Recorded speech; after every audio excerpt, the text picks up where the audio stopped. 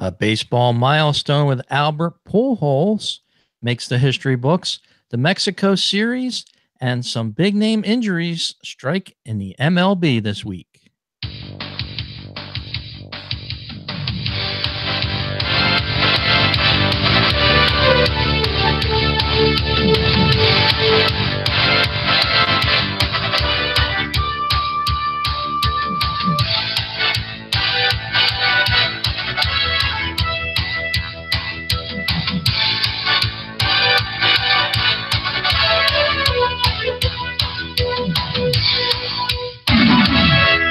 And hello, everybody, and welcome to the Baseball Talk Radio Show. I'm Gary Mack, and I'm joined, as always, by my good friend, co-host, and partner, Rich Baxter. Rich, we've had a tough week for us, for our baseball teams, but lots of things going on in the world of baseball this week. Lots of stuff to get to. So, it's been rough here in the Northeast. Yes, it has been, Gary. How are you doing this week? And well, as you said, our local teams, our favorite teams, have been beaten up this past few days. So we're still sort of licking our wounds from that. But around the world of baseball, as you said, a major event this past week, and Albert Pujols made the record books. Yes, he did. 3,000 hits for Mr. Pujols. And, Rich, I think people forget that a couple of years ago, this guy, before he went to California, he's had some injuries since he's made that departure. But he was probably the best player in baseball, or up in the top one or two players. Yeah, he's been a player that sort of, I guess you could say, broke into the league as a younger player in his early 20s and has stayed in the league, hasn't suffered too many major injuries, thank goodness, and he's hung around. So you get these kind of guys that make a whole career out of playing baseball, and good things can happen. And Albert Pujols proved that. I was watching last week, even before we did last week's show, a couple of the games out from the West Coast, and he just couldn't do that at home. He was about 4 hits away from getting his 3,000th hit, even at home. But, law of averages says he would have probably done it on the road. So that's what happened with Pujols. He hits his 3,000th hit. And I wasn't aware of it until I heard that he's only the 4th player to have 3,000 hits and 600 home runs. And that's the big number there. Yes, and he'll definitely be heading to Cooperstown in a few years after he retires. So, with those kind of numbers, and like I said, he was really a dominant player in the National League with the Cardinals. Came up as played some first base, played some third base. I think they also played him in the outfield. I can remember him playing in the outfield for a while before settling in at first base full time. Then took the big contract, left St. Louis, went to the California Angels, Los Angeles Angels, and really struggled there. And of course, that contract was highly debated, and a lot of people said it was stupid because it paid him for a long time. It was a 10-year contract, and I think he was 30 or 31, 32 possibly when he signed it. And it has been a bit of an albatross, but I think this kind of, at least this year, he seems to be healthier, having a pretty good year. And I think this history moment kind of makes the contract a little bit easier to swallow. Yeah, it gives some big name recognition to the Angels. As you said, yeah, that was a contract that, he was well in the prime of his career at the age of 32. I just got onto his baseball reference page here. But he came up as a 20-year-old way back in 2001. And as you said, he was a mainstay for the St. Louis Cardinals for many years, appeared in 10 All-Star games. He was the Rookie of the Year in 2001. and he's got a assorted Gold Gloves and Silver Slugger awards all over the place here. So yeah, 6 time Silver Slugger award winner, 2 times World Series winner. He's really accomplished a lot in a baseball career, and he's a pretty humble guy. That's what I saw some interviews with him before he hit the 3,000th hit and right after. And he doesn't. He's not very. He's definitely not like your A-Rod type material. And he's got to be a first ballot Hall of Famer. If he isn't, then there's something wrong with the voting, and we can debate that whenever he decides to retire and go in. But he certainly was a good one. Yeah, looking at the Hall of Fame statistics, which is a good part of the baseball-reference.com site, he's an instant first ballot Hall of Famer. His Hall of Fame monitor is a 338. According to baseball-reference.com, you're likely a Hall of Famer at a level of 100. It's a statistical type of thing that they put together. Every category, he's up in the stratosphere, well deserving of the Hall of Fame. And as you said, a nice guy to go into the Hall of Fame, and a player that, things like this, when they happen in a career, they're very rare. It's almost like a Cal Ripken when he broke the Iron Man record for 2,400 or whatever exact games it was, when he played all those games. Babe Ruth's home runs, if anybody's old enough to remember that. But certainly Hank Aaron, I remember watching Hank Aaron hit his home run to become the home run champ at the time. And it's just little things like this that are really baseball milestones that you should really kind of soak in and enjoy, because they just don't come around all that often. Well, Richie, you mentioning that, I am old enough to remember Roger Maris's 61st home run to break Babe Ruth's record. And it's really kind of amazing if you think about in my lifetime. And I know you're a little younger than me, so I've probably seen more of these major records broken. But you named a couple: Henry Aaron with the breaking Babe Ruth's career record. I guess we got to include Barry Bonds breaking Hank Aaron's record there. Yeah, yeah, and I remember seeing that the bedlam that happened after the ball was hit, and the crowd went crazy after that ball.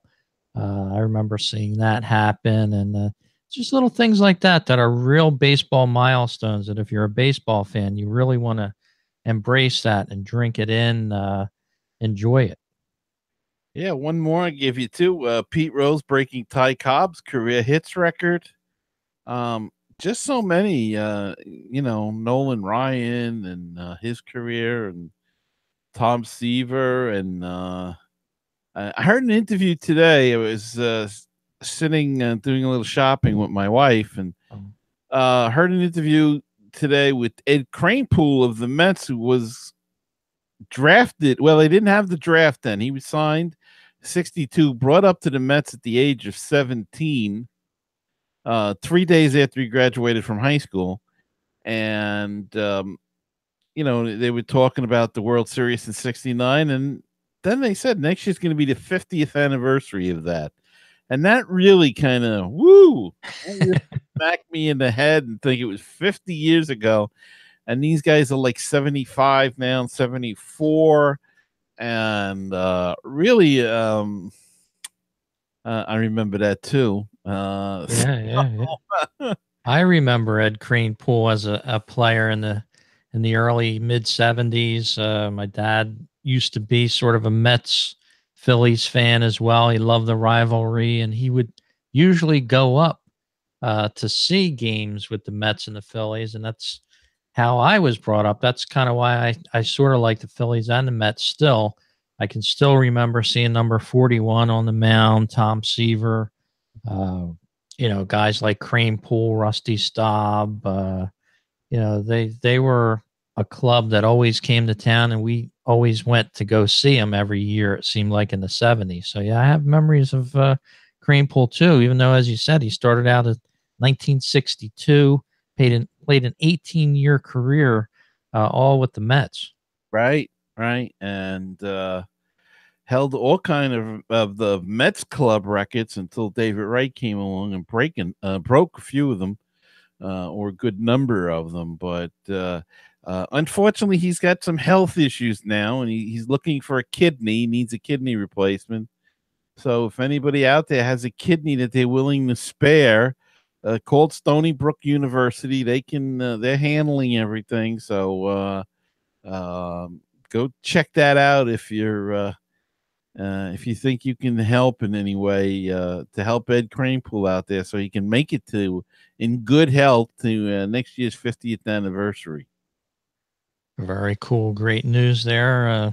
Hope our listeners are out there listening. And like Gary said, if you think you may be a donor, then maybe you could help him out as well. But yeah, kidney disease is a tough thing to go through, and you obviously need good kidneys to make your life extended. So, best to Eddie Kranepool out there. And one of our listeners brought up, Jeff, just recently brought up a comment about Ed Kranepool, and I was commenting back to him that I have a signed autographed, I think it was a Sports Illustrated card from probably the mid 90s, when they used to sell one card in a pack for like $20, but it was a guaranteed autograph, and it happened to be Ed Kranepool that I got. When I was younger, I just wanted to spend $20 on that card, and lo and behold, it was Eddie Kranepool.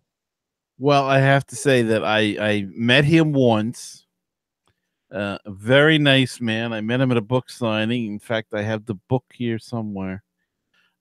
He signed it along with the author, and actually, a bad story is that that night I asked him if he'd be interested in coming on podcast, Mets Musings, and he said yes. He gave me his business card with his phone number on it, and I have lost it. Oh God. Well, we'll maybe see if you can find it and get back in touch with him. That would be a great interview. I'm sure you would bring back some memories for him. Yes, it certainly would. I'm going to try to use some other connections to see if I can get his number and get him on the show.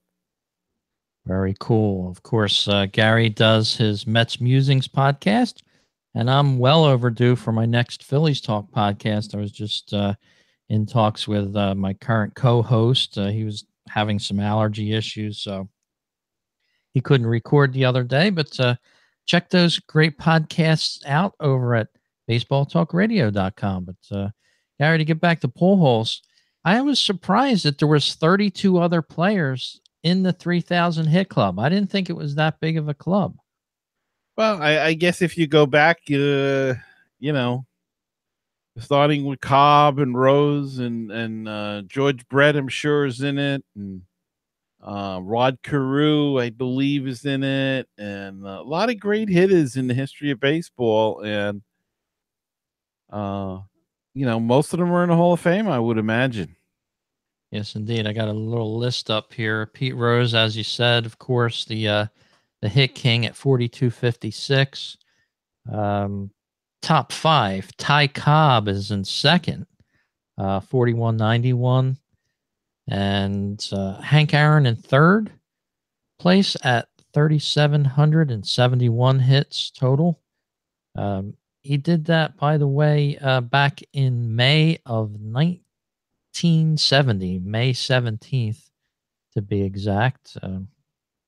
Stan the Man Musial next at 3,630. And let's go with one more. Tris Speaker, done it a long time ago. May 17th again. That's a lucky day for 3,000 hits, it seems. 1925. So there's your top five hits getters there, 3,000 or more. And it's a exclusive club. Ichiro who we're going to talk about a little later in the program. He's on that list. Craig Biggio uh, played a long career from 88 to 2007. Ricky Henderson, of course, he's another longtime guy with the A's and also the Padres. But yep, it was great to see Albert Pujols, and now he's already up to 3,002 plus hits, I believe, as of the last time I'm looking at it here, and now he's going to start moving up on that list. Next for him will be Al Kaline, who has 3,007 hits. So he could conceivably, if he gets another 25 hits or 30, 40 hits, he could actually move up to around Ricky Henderson's spot. He's got 3,055 hits on the year, on this career, rather. Yeah, and I did not see Tris Speaker, by the way. Just, that was a little bit before my time, Tris. But, Yes, he played 1907 to 1928. So yeah, I did read a lot about him, though. He was a very smooth fielding center fielder and, of course, a great hitter. But yeah, it's just amazing the players on that list, and it's a virtual who's who of baseball history. And I'm surprised Babe Ruth. Where was he on the list at all? I don't think did he get over 3,000 hits? Babe Ruth. Let's see. Let me check my list here. I do not see him on the 3,000 hits list. Let me check him real quick here. Bring him up on baseballreference.com. I imagine he probably has 2,000 hits, I would imagine. Let's see where he ended up. He had a 22-year career and 2,873. What a shame. He just finished up short. Yeah. But look at that batting average. Yeah, it's amazing, isn't it? 342. Ugh.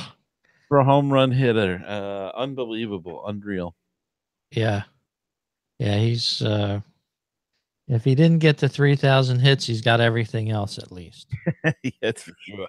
And he pitched. Yeah. Yeah, he was a pitcher, MVP. My God, he was arguably the best baseball player ever up to or you could even still make that. I'll say he was the greatest ever. Yeah. Just so many other things. Yeah, it seems like as time goes on, other players come on, and God, a few years ago they used to call the kids league the Babe Ruth League. I think they've moved on from there, and they call it the Cal Ripken League now. I'm not sure, but yeah, Babe Ruth will always have a great place in baseball's history. Well, moving on with the program here, we had some injuries. I know the last time we were speaking on the podcast, I had mentioned that there wasn't many major injuries in the MLB last week, Gary, but we had a few biggies go down this week. Well, in a surprise move, the Dodgers announced that their young shortstop, Corey Seager, will be out the rest of the season with Tommy John surgery. So that was a real shocker. Caught a lot of people off guard. Nobody really expected it. But he's gone now. And, the Dodgers are in a little bit of a trouble this year, I think, Rich. They're below 500. And now they're losing one of their top hitters and top players and their young shortstop, Seager. Kershaw went on the DL today with left bicep tendonitis. So they've got some problems there. And there's that World Series hangover again, and they didn't even win. And that's why it's so tough to go back and forth and get back to the World Series again. And then, of course, St. Louis catcher Yadier Molina, he suffered an injury, caught a deflected 102-mile-per-hour fastball to the groin area, and had surgery on something got ruptured. I'm not seeing the exact details of what got ruptured, but if you can imagine, you can see by the picture kind of where everybody's looking in the groin area, and you can imagine where he got hit in the sensitive area for a man. And I don't know whether he had a cup on, but Mark Littell should give him a call. You know, he's got that cup he invented that's out there. So, but Molina had surgery. He'll miss a month. So, some pretty big names, Rich, getting injured this past week. Yeah, and of course, closer to home, you had your ace, arguably there, Jacob Degrom, go down on the 10-day DL Mhm. um, so far. So yeah, it's been a tough week for injuries, and all of a sudden, as the warm weather starts to uh, take place around the league here, you're seeing some more injuries. So unfortunately, it's a part of the game. But yeah, so far from the beginning of the season till now, it's been some of the other players, not the impact players that we've heard about with injuries, but this past week we've had some biggies. Yeah, and we'll see what team can fill the gap, weather the storm till these stars can come back, and that's always an interesting thing to watch to see. I know with the Mets, they lost their both starting catches within 2 days, and really their slide had really started around that time, right after they lose those catches. So you have to think, how did that affect the pitching staff as well? So we'll see with the Dodgers and the Cardinals and how that affects them losing their players, and be interesting to watch. Yes, it will be. So we'll keep an eye on that for you on the podcast here. And as I do most weeks, I'll give an update on our YouTube subscribers. We're up to like 93 now. So we appreciate everybody that's clicked that subscribe button. You're going to get our video updates every time we do a show in your email box so you can check it out. And we appreciate you for stopping by our YouTube page that we do the live podcast here, the streaming show on for you, as well as over at iTunes and over at Podomatic. To get in touch with us or find an easy way to listen to our show, you can go to mlbthisweek.com and you can get some information there on what we're up to, our Twitter feed, and also our Patreon page. If you'd like to sponsor our program, become a part of the show, you can just click that there and make a small donation every month, and we pledge to keep it back in the program. So we invite you to stop by mlbthisweek.com. That's our baseball home for the Baseball Talk Radio Show. Gary, been a little bit of tough news for a longtime veteran. Took me by surprise. In fact, I didn't even know he was still playing. Ichiro. I thought he retired a year ago. No, Ichiro went back to Seattle to play, and it's kind of a weird deal here, Rich.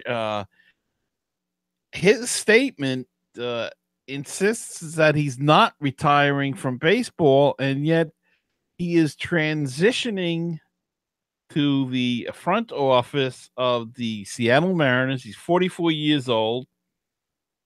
He's going to finish this season as a special assistant advisor with the Mariners without shutting the door on a potential return to the playing field in 2019. And it just so happens, Rich, that next year the Mariners open the season in Tokyo in a 2-game series against the A's, and rules allow for an expanded 28-man roster for the international opening series. So perhaps the door indeed isn't closed. He could probably put on that roster, and and play in that series, and I'm sure that would be, everybody would love to see him in Tokyo play in the Mariners uniform, but he knows he can't play forever. But just this announcement and his his hesitancy in calling in a retirement, if you will, is just curious.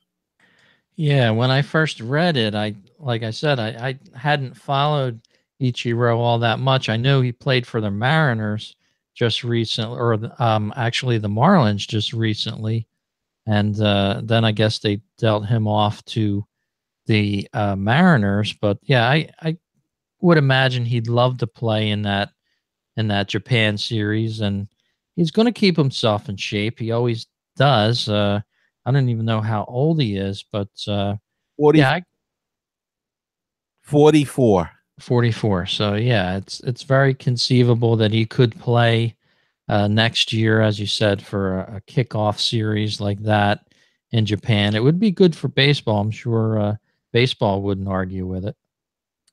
No, not at all. I mean, they'll probably pack him in anyway, but with him there, the added factor of it would really. What they should have done is they should have tried to play the Angels and had Otani playing as well. That really would have got crazy then. Yeah, it's going to be something, and they're going to kick off the season for next year. Is that what's going to happen? Yes, they're playing in Tokyo the first game of the season, or the first series. Like they did in Australia, that kind of series they're going to play. Oh, very interesting. The Mariners and the A's. Wow. So that's something to put on the calendar for next season. 2-game series there in the Tokyo Dome. Very interesting there. And yeah, I would love to see Ichiro play in that. So we'll have to keep our eye on Ichiro. Who knows where it'll pop up? And it almost seemed like the Mariners sort of like forced him into to a retirement for some reason. I guess they wanted to bring up a younger player. Does seem that way. Don't know the reasoning, but it does seem like, just by what things have been said, it just seems that way. Yeah, and of course, there has been some press reports and some blog reports out there. There's one called True to the Blue, which is a Seattle Mariners blog um, that had reported on this as well. He does have a bleeding ulcer, so it's not very clear if this was the exact reason or not. That was reported in this True to the Blue blog just in the past couple days. But supposedly he had advice from a doctor that if he continued to play and it actually ruptured when he was playing, he could have a chance of dying. So, Boy. and of course, the article goes on to say that he's willing to take that chance. So, guys like lifetime baseball players like him, he's got 18 Major League Baseball seasons under his belt, and God knows how many Japan seasons under his belt as well. Gary, he doesn't want to give it up. I think I just saw it somewhere. Let's see. Let me just check my notes. 27 seasons in Japan and the major leagues. So yeah, He's been playing since he's 17. yeah, and God, as long as I can remember, back to the early '90s, I remember hearing the name Ichiro. He's one of the bigger stars to come over from Japan. One of the first few stars to come over in the early 2000s. He signed with the Mariners. There had a great career with Seattle. Went over to the Yankees for a couple years, and then to Miami, and then let's see, after the 2017 season, it looks like he went back to the Mariners, where he just was moved into the front office position. And probably the Mariners, I guess, maybe don't want to take the chance of having Ichiro play injuring himself very badly with a chance of actually dying on the field if something like that were to rupture. Maybe they just didn't want to take the chance. Well, I don't think Major League Baseball wants to take the chance either. There's only one death that I know of on the baseball field, and that was can't think of his name right now, but it was years and years ago. Guy got hit in the head and died, and I think there's been an umpire that passed away. I think John McSherry passed away on the field. So I don't think they want that to happen. So there's insurance and all of that stuff. So it'd be interesting to see though whether or not he gets this operated on, and um, you know, I guess that's why it's just still an odd thing that they didn't that the transition wasn't smoother, or they claim it's very smooth. So maybe we're just reading more into this. Yeah, it could be. Of course, Ichiro, great career one way or another. Even if he doesn't play in the game, I'm sure he'll be there in Japan for that series, and he will be one of the featured subjects of that series as well. So, Gary, around the baseball world, we have another series that just wrapped up down in Mexico, Monterey, Mexico. You had mentioned that there was a series on the last program that just wrapped up today there with the Padres and the Dodgers. Yes, Padres and the Dodgers ended up in a series down there. An embarrassing thing. I just lost the story, but the Padres got one hit the other day. I don't know if it was in this series or if it was. I think it was Thursday night. Um, and the only hit came from a pinch hitter that happened to be a pitcher. I think it was Clayton Matthews. Rich, you can check my facts. I had the story and I lost it. And it's the first time, I believe, in Major League history that a team got one hit and the only hit came from a pitcher who was pinch hitting. Yeah, So and that's amazing because you figure all the games that have been played in baseball, and you still have those things coming up where you have the first time that something has happened like that. But yeah, certainly not that great. The Padres being in this series, and by the way, we just passed the Mexican Independence, the Cinco de Mayo yesterday. So very timely series there by baseball down in Mexico.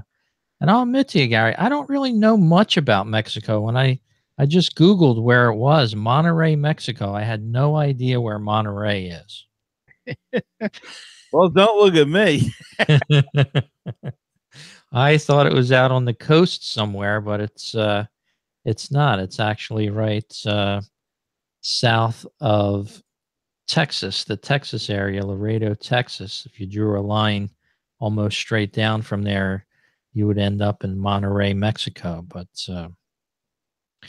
very cool there for baseball to have that. They heard the commissioner talking about how nice it is to have a nice diversity in baseball and offer that series for the Mexican and Spanish fans of baseball. And a few of the players really liked it too. I think eventually they want to expand to Mexico City, and so I think they're testing the waters down there to see. No pun intended on that one. Yeah. Don't drink the water; you can test it, but and I think that's what the series is about. And, um, the Japan thing, I don't think they would ever consider that, but who knows? Um, they want to go global, and I guess Mexico City and Canada, Montreal in particular, would probably make the most sense at this point in time. Yeah, and I think a front runner probably being Montreal. They've had a few series there in the past couple years, sort of almost inviting the fans to come back. And I think they would probably take to it again. But I'm on the fence about Mexico City. I'm looking at the location of it, and it's deep, deep into Mexico. Would be a long flight for a lot of teams. It would be interesting if they ever did that, but I wouldn't be in favor of it myself. Well, it would be a large metropolitan area, and that's what they look at. That can do baseball. I mean, another possibility is always Las Vegas as well. But you know what holds up some of these things, Rich, is these. I can't think of the correct term, but it's the rights, the location rights that you have a certain Right. area that nobody, you have to get permission from the teams. And right now, it's pretty tough to think of a city that doesn't overlap another city to do it. I mean, like Portland, Oregon was mentioned, but I think Seattle may have something to say about that. And so I guess you have to consider a place like Montreal or Mexico City now. Um, Even Vegas, I guess, is clear of a lot, but if you went to North Carolina, it's an expanding area.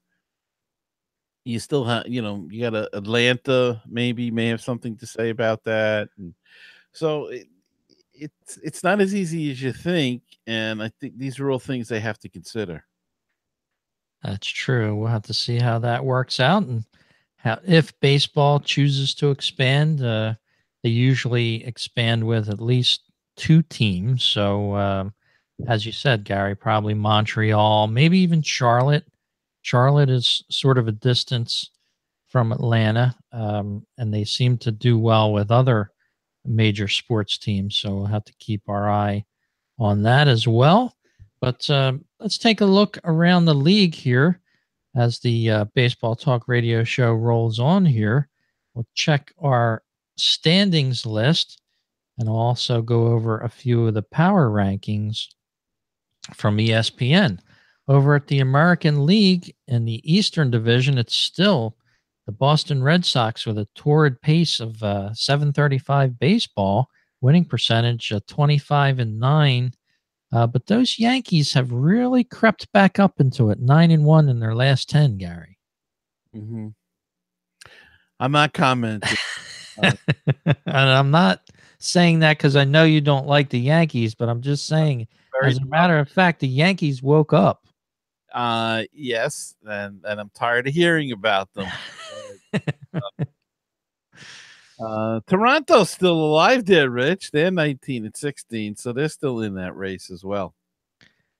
Yeah, I forget how tough it must be to be in the New York market because you have the Mets and the Yankees, and there's probably so much talk about the Yankees. It's just probably mind numbing over there in New York. But Was easy. yeah, but they're back over there anyway. In the Central, it's the Cleveland Indians, and interestingly, they're 17-17, an even record there. Is holding the top spot in the AL Central.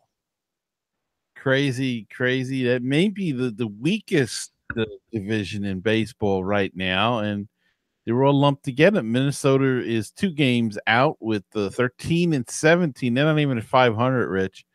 Detroit hanging in there at 14-19, and nobody thought Detroit was going to be any good. And well, I guess if you look at the record, you could say they're not really any good. So, Kansas City hitting the skids at 11-23, and the White Sox at 9-23 in a full blown rebuild effort there. But wow, that's a weak division, I would say.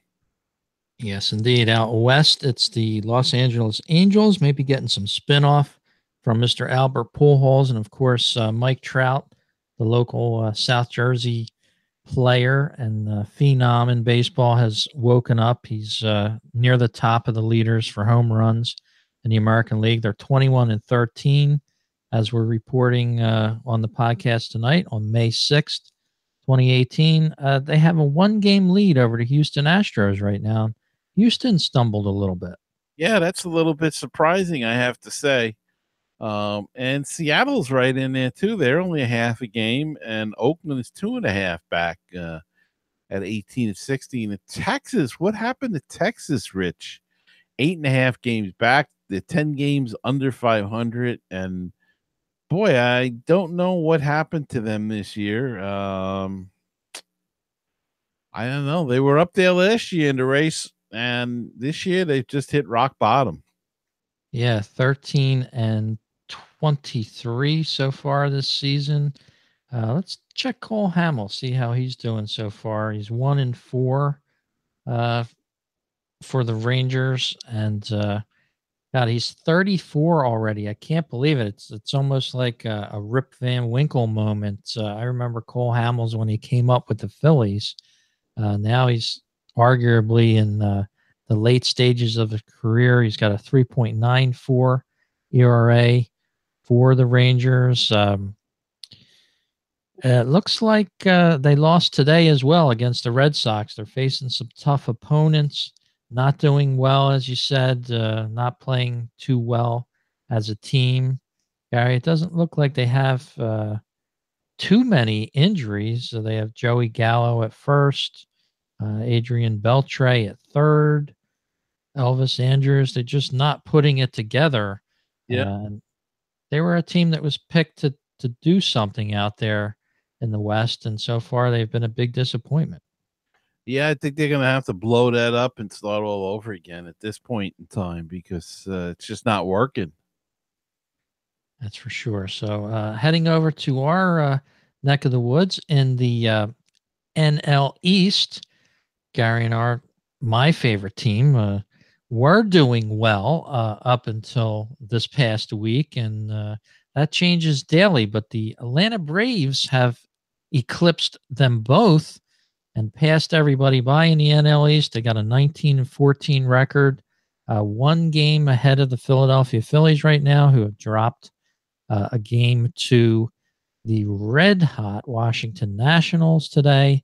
Had an interesting position that they could have been in tie for first place, but not quite. But the New York Mets, Gary, still hanging tough at 17-15 despite a quite bad week.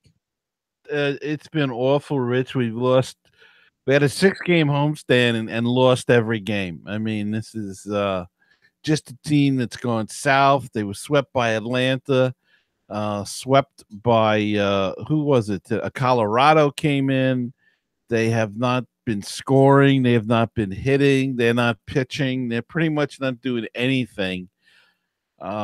Just it's a remarkable turnaround from how everything was going early in the year when they got off to 12-2.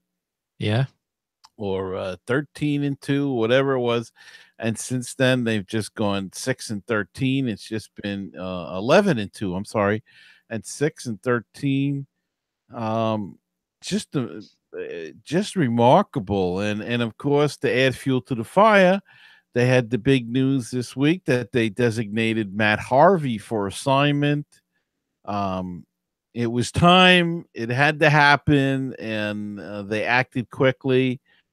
I do still like some of the things that the manager is saying and doing, this being one of them, moving quickly to get rid of Harvey. I know a lot of people weren't happy about it, but he wasn't producing, and there's a couple other guys that aren't producing, but some guys you stay longer with, and the last road trip out to San Diego, he left the team to go to a party in Los Angeles, and there were different reports. One report said he was falling down drunk. Another report said he was stone cold sober. So you don't know, but that was the report from the Mets this week. And as you said, Jacob deGrom, their best pitcher so far, went on a 10-day disabled list with a hyperextended left elbow. Looks like he'll be okay. They should have Well, they wanted to him get through the weekend, and they put him on a disabled list, retroactive, so it's okay. I thought he should have went on the disabled list right away anyway, but they retroacted him back to that game, so it's the same effect. But it's just been a rough couple of weeks for the Mets, and there's nobody crying in the division, so other than Met fans. Yeah, and God, just hearing about Matt Harvey. Last I heard of him, of course, I didn't follow him very closely in the last couple years, but he was a guy that was on par to get a big contract to become one of the elite pitchers, so to speak. Back in 2015, he had a 13 and an 8 run with the Mets, 2.71 ERA. But then everything unraveled from there. Maybe he believed the hype too much. 2016, he was 4 and 10 with a 4.86 ERA for the Mets, and just looking at last year, he was 5 and 7 with a 6.70. So don't know what happened to Mr. Harvey. Well, he had two major surgeries, Rich. He had the Tommy John surgery in 14 or 30, end of 13, and had that thoracic outlets surgery, and he's never been the same pitcher coming back. He showed signs in 15 coming back from the Tommy John, but this thoracic outlet, never been the same pitcher. And he lost the fans when you it's really none of our business what a player does after he leaves the field Right. for the night, but it is. It's kind of a weird situation. If you're pitching well, then people will look the other way. If it's not going well and you're seen partying in nightclubs, or at the Knick game or at the Rangers game every night. And then he missed a workout last year before the playoffs, and 2 years ago. It just, the whole image didn't look right, and he went downhill here with the fans, and he lost the fans then, and he lost his confidence. And the funny thing, I was listening to Nelson Figueroa, the former pitcher who does the pregame show for the Mets and a postgame, and he had said that he had seen Matt Harvey in spring training this year, and he was throwing his slider and curveballs, and he really looked like he was on the way back. And when the season started, he just stopped throwing those pitches, and he can't blow it by people like he used to anymore. So you don't know whether it's an attitude thing or whatever. Everybody says it's more mental than physical, but I think the Mets just had enough, and I can't say that I blame them at this point in time. Yeah, what a shame. Tough to see a career go down like that, possibly. We'll see if he ends up somewhere else on another baseball team, perhaps. And may I add that they did give him the option. They did want to send him to the minors to go work on his problems, and he refused. And that in that he forced their hand. They had no other choice but to DFA him at that point in time. Yeah, that's a tough way to leave a team, and a tough way to possibly leave baseball if nobody else chooses to pick you up or comes around to pick up your contract. So tough break there for the Dark Knight. Miss him there in a Mets uniform, but apparently he's gone for good. And Gary, before we wrap up the show, I'll bring up some power rankings here. By the way, did we go to the Central? Let's do the Central and the West real quick. The Central, the Cardinals are in the lead there. Yadier Molina, and of course he's on the DL now. But they did get up to first place over the Brewers, 19 and 12 record are the Cardinals. And out west, Gary, it's the Arizona Diamondbacks leading the way, 23 and 11 over the Colorado Rockies. And as you said, the Dodgers are deep in that division, 15 and 19 next to last place. Yeah, 7 games out, and Colorado coming off the sweep of the Mets, and San Francisco coming off a sweep of the Braves, I believe. So they've won 4 in a row, and they're looking maybe to put it together, and they might get Bumgarner. Uh, did he just go on a disabled list, or he coming back? I forget what I read now, but um, yeah, the Dodgers. I think the Dodgers are in big trouble, Rich. Yeah, and as you said, the Giants on fire. They swept the Braves. Now they go in to play the Phillies, a 3-game series, starting up tomorrow in Philadelphia. So it's got the natives worried around Philadelphia. A lot of wins there, big wins for the Giants over the Dodgers and the Braves, both in the past 10 games. So looks like the Giants have woken up. We'll see if they could rise up in the standings there for next week. But let's go over some of the power rankings. We're starting to get a little deeper into the season now. So some of these rankings sort of start to make some sense. And of course, holding down the number one spot for week number 3 here, it's the Boston Red Sox, according to ESPN. Number 2, still hanging tough there, although they've dropped a few pegs in the last couple of days, the Houston Astros. Number 3, Arizona Diamondbacks. They're up in the top 3, Gary. Number 4, the Yankees. And they've moved up from here in the 4th week of rankings, rather. They've moved up from 10 to 4.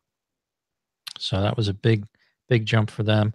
And number 5, it's the Los Angeles Angels, and I'll have to say that again. Los Angeles. I'm trying to speak Spanish here. Los Angeles Angels. They've moved up to 5th. Last week they were number 4.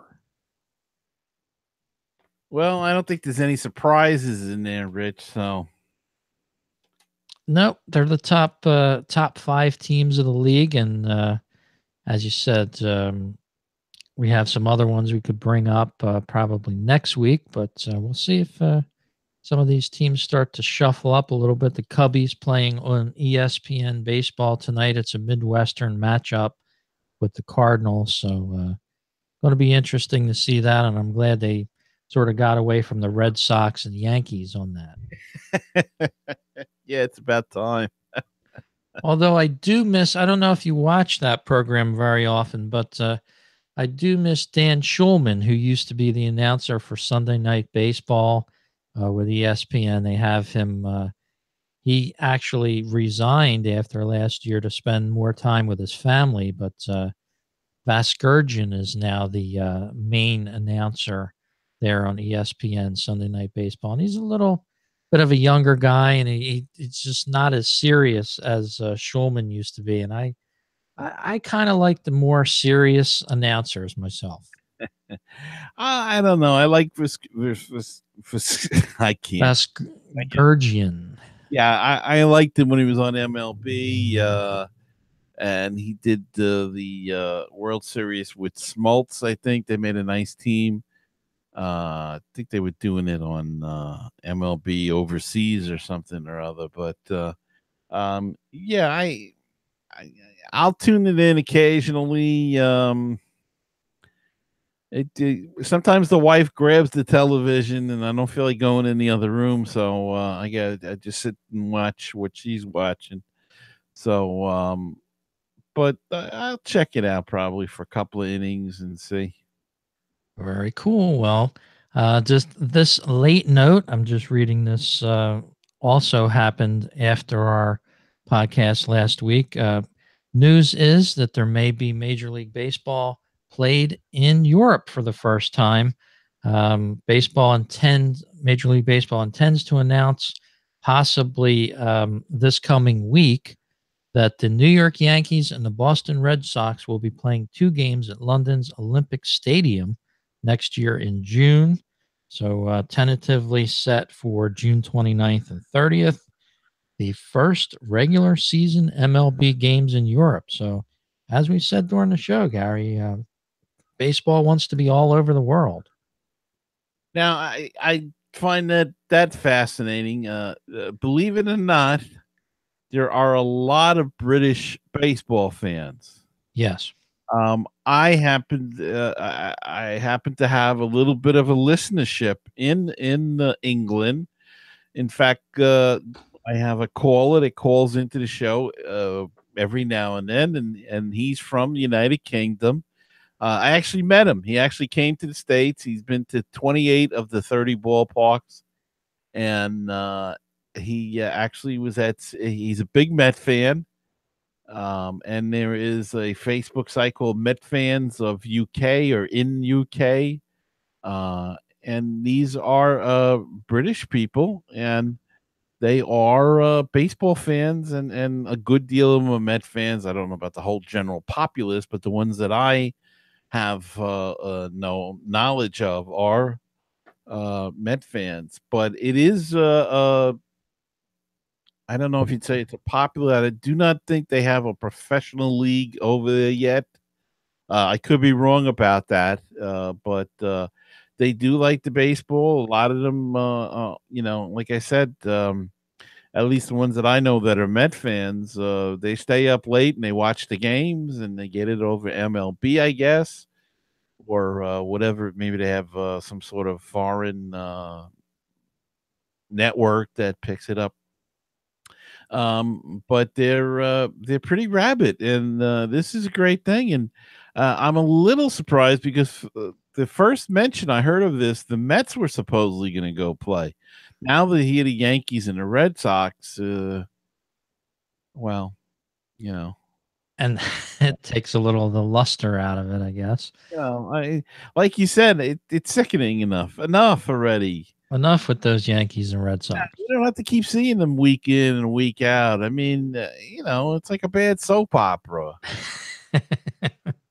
That's true. So we'll wait to hear the official announcement from Major League Baseball. That report spoke from a condition of anonymity to the Associated Press this past Thursday, because no official comments have been authorized or released by Major League Baseball. So we'll wait for this week. Hopefully they'll announce that. And as you said, Gary, there's a lot of rabid fans over there in England, just as there are here in this country. The U.S. has a lot of fans of Major League Soccer, football, as they call it over in London, their whole gig that they have going over there. So good to have baseball around the world.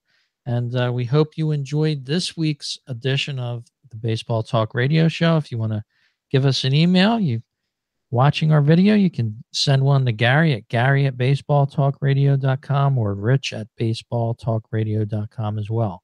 Be glad to put your comment on the air. If you're listening from overseas, you're listening to this podcast, we'd love to hear from you too. So drop us an email. Gary, it was nice talking with you again on tonight's show, and I look forward to, as usual, with our next offerings that we have. Yes, and the same here, Rich, and you have a great week, and we'll see everybody next time. Yep, and don't forget, Mother's Day is next Sunday, May 13th, so take Mom out to the ball game, will you? There you go.